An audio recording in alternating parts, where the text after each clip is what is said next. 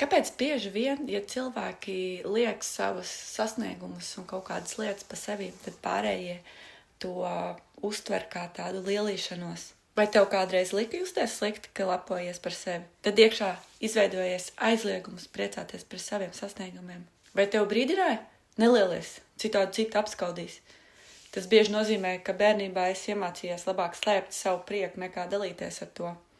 Vai arī iekšā dzīvo sajūta, tas nav gana, man vēl jāskrien un jāpierāda. Tad arī sasniegumi nepaliek sirdī kā gandarījums, bet tikai kā tāda pagaidu attelpa.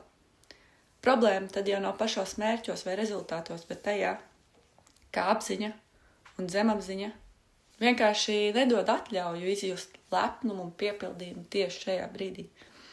Patiesībā lepnums par sevi ir kā iekšējs spēka akumulators.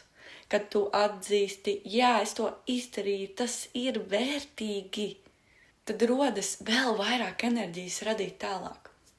Man jautājums tev, vai tu vēlies izjust šo enerģiju, radīt tālāk, radīt kaut ko vērtīgu šajā pasaulē, radīt kaut ko noderīgu, tādu, kam ir jēga, vai tas ir tas, ko tu meklē?